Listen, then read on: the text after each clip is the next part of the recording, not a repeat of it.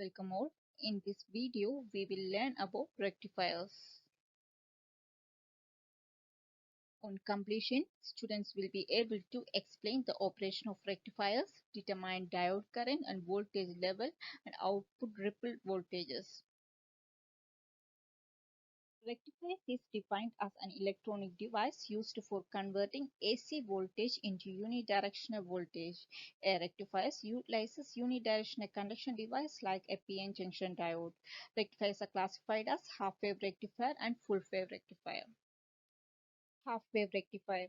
The AC voltage across the secondary winding AB changes polarities after every half cycle. During the positive half cycle of input AC voltage, end A become positive with respect to B. This makes the diode forward bias and hence it conducts current.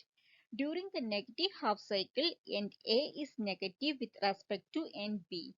Under this condition, the diode is reverse biased and it conducts no current.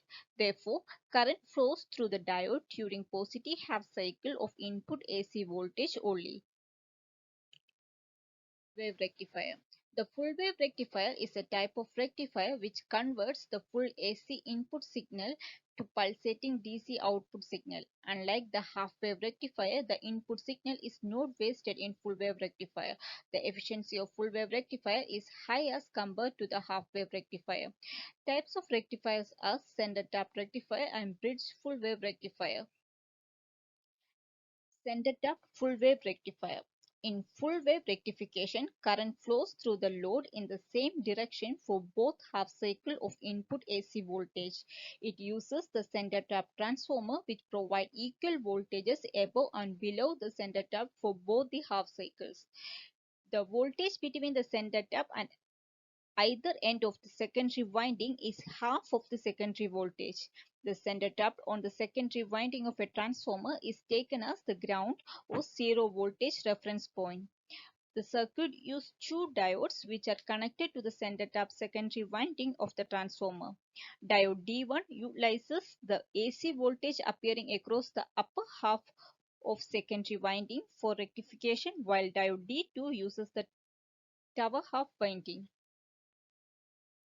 During the positive half cycle of secondary voltage, the end A of the secondary winding become positive and end B negative.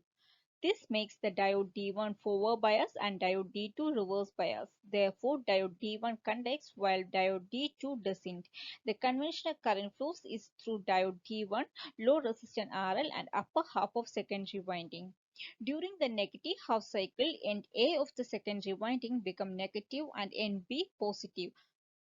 Therefore, diode D2 conducts while diode D1 doesn't. The conventional current flow is through diode D2 load RL and lower half winding. Bridge full wave rectifier.